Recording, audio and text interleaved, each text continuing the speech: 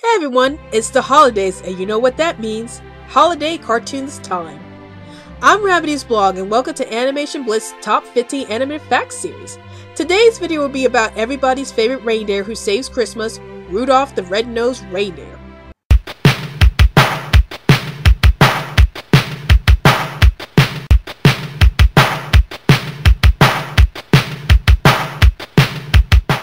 For this video, we will be listing 15 facts about Rudolph the Red-Nosed Reindeer that every cartoon fan should know about. And if you want to check out new videos from this channel, then feel free to subscribe to our channel and tune in every Sunday for new videos and every Monday for new videos for the Top 15 Animated Facts series. Also, since this is a special occasion, I have decided to make a request myself for this classic animated special. So let's get those bells jingling and move on with the facts. Number 1.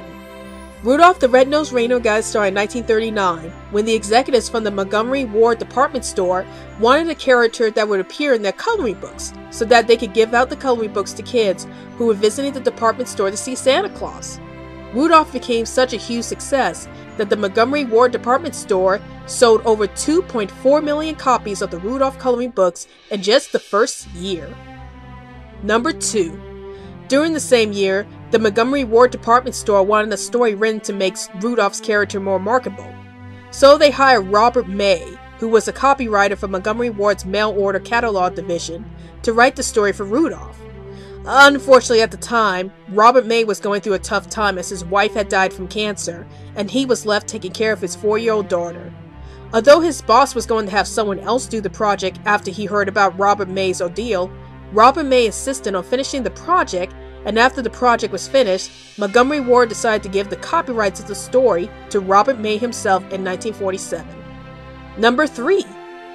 Robert May's original version of the Rudolph the Red-Nosed Reindeer story was a bit different from the one we all know and love. In this version, Santa Claus finds Rudolph when he was delivering gifts in the reindeer village. Santa will have problems with delivering the presents due to people not leaving the lights on in their houses, therefore making it harder for him to see inside the houses.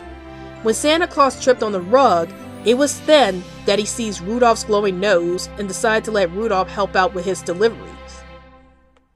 Number 4.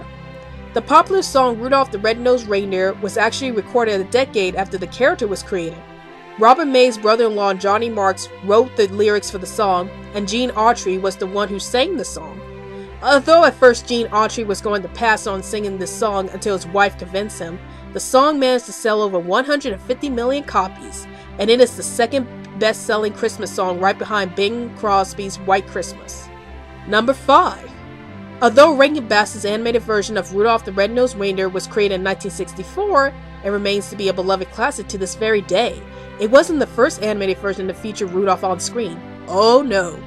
It was actually Fleischer Studios that brought the character to life on screen in 1948, as it was created to help Montgomery Ward advertise the character more. Number 6.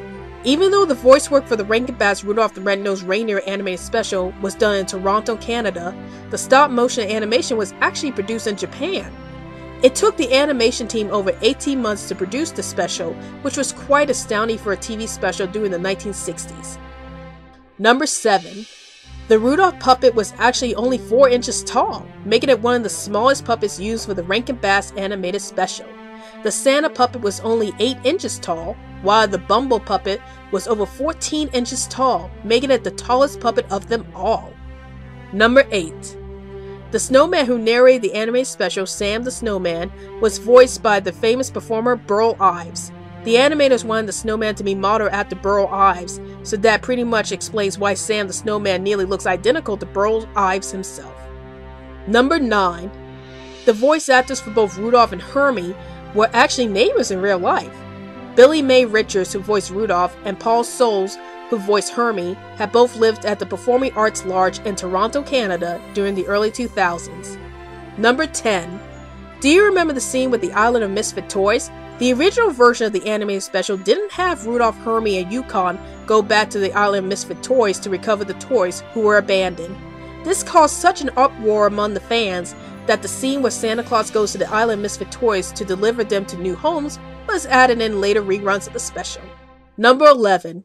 Do you remember the little rag doll from the Island Misfit Toys named Dolly? Fans have been wondering why Dolly is considered a misfit when she looks the most normal out of all the Misfit toys. Arthur Rankin Jr. then confirmed in 2007 that Dolly is depressed because her original owner had abandoned her. Number 12. In 1977, Rankin Bass attempted to make another Christmas special on the heels of Rudolph's success, which was called Nestor the Long-Eared Christmas Donkey.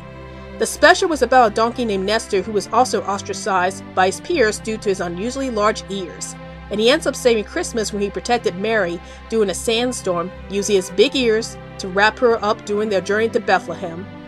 Unfortunately, this special wasn't well received, and many people soon forgot about this special's existence. Number 13. There have been many sequels made to Rudolph the Red-Nosed Reindeer, including Rudolph and Frosty's Christmas in July and Rudolph's Shiny New Year.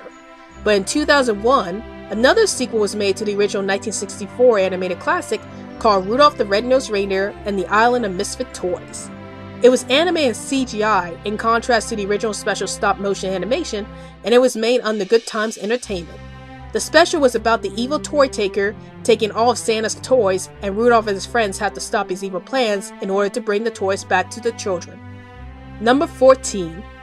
At one point, some of the puppets for the Rankin Bass animated version of Rudolph the Red-Nosed Reindeer went missing, and it wasn't until 2006 when a woman who had once worked for Rankin Bass appeared on the PBS TV series Antiques Roadshow with the puppets of Rudolph and Santa Claus.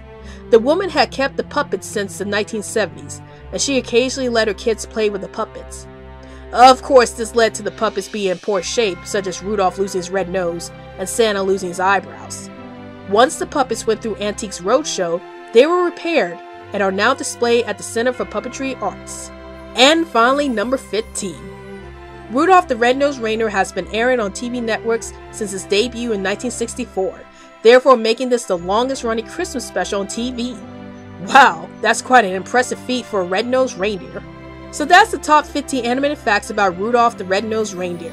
Did you learn enough about the history of Rudolph the Red-Nosed Reindeer? Please comment below. And don't forget to suggest more cartoons for the top 15 animated facts series. I'm Rabbit's Blog on Animation Bliss, and we'll go down in history for these facts.